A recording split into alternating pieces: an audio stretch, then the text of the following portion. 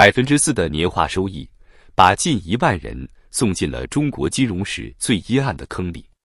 不是10%，不是20%，不是地下錢莊那種一眼就知道要跑路的暴利，而是4%至5%，低到讓你覺得這是給老實人準備的安全墊。結果現在回頭看，這恰恰是最狠的一刀，不靠貪婪收割你，而是靠信任埋葬你。紹興浙金中心暴雷，200億元，近萬人血本無歸。底層資產不是央企，不是基建，不是高速公路，而是一堆被重新包装過的爛尾樓，應收賬款賣不出去的地產殘骸。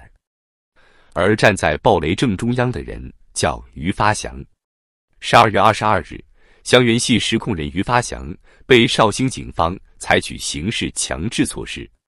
3家上市公司同步公告，股價應聲暴跌，股份大規模司法凍結。一個浙商大佬，一個胡潤百富榜上145億身家的富豪，一夜之間從資本座上賓變成了重大金融案件嫌疑人。但如果你以為200億的雷是於發祥一個人搞出來的，那你就太天真了。在中國，每一個地方首富從來都不是孤立存在的，他們更準確的身份叫地方政府的白手套。這顆雷早在2018年就埋下了。2018年，華信系崩塌，葉簡明失蹤，37.2億元債務直接爆雷。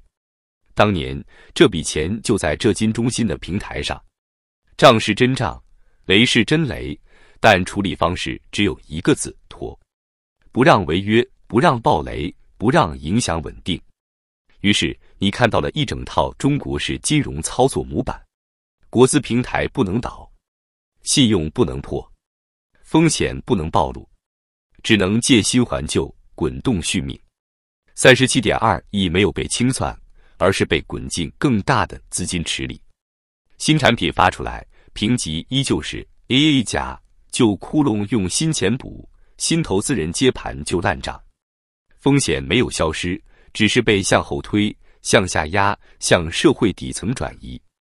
從2018年到2024年，這顆雷被足足滾了6年。等到2024年底，地產徹底熄火，融資鏈斷裂，市場不再接盤，所有被掩蓋的壞賬一次性集中炸開，37.2億變成了200億。這不是意外，這是設計。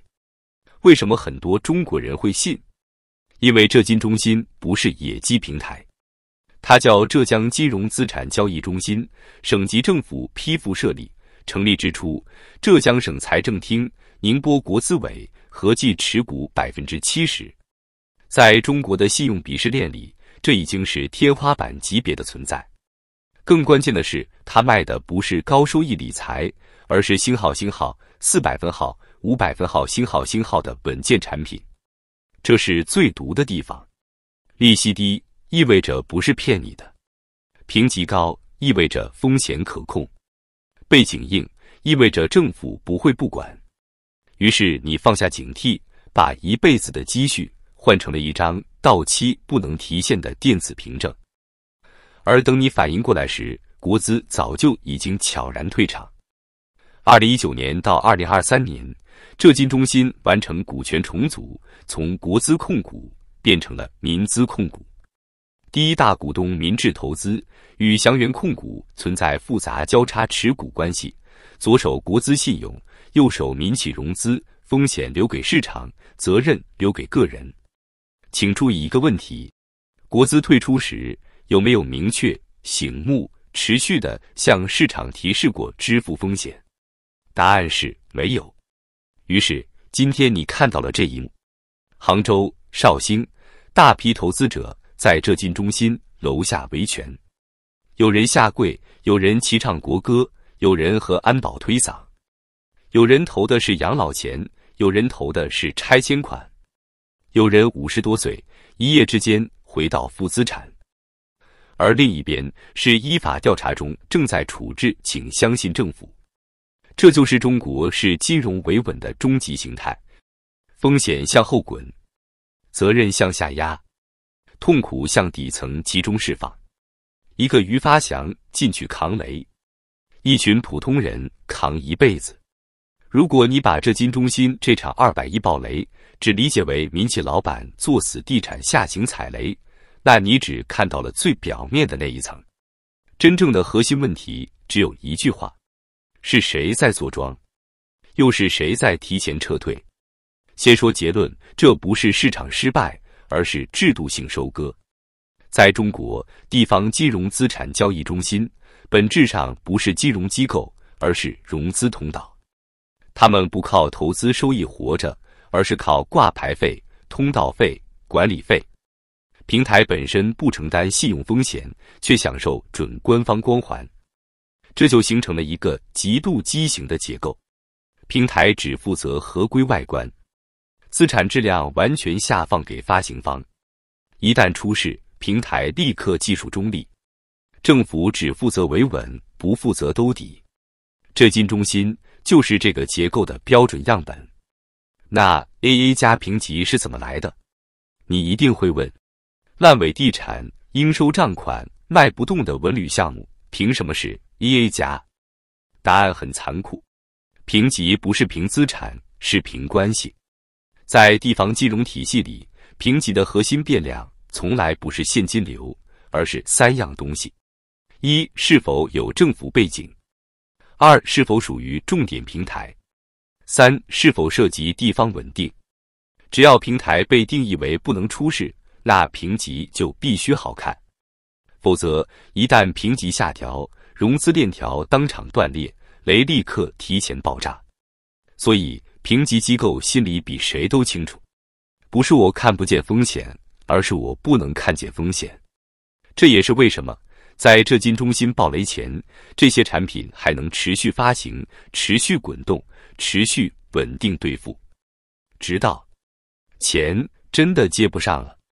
再看於發祥這個人，很多人現在罵他是騙子，是龐氏高手，是黑心資本家。但說句不那麼好聽的實話，他更像一個被推上前台的執行者。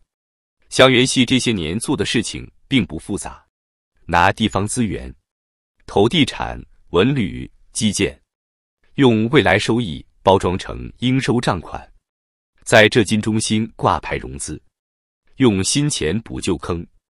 這套玩法在中國幾乎是公開的秘密。真正的問題是，這些錢真的都留在祥源系了嗎？你覺得一個民企能吞下200億還不被監管盯死？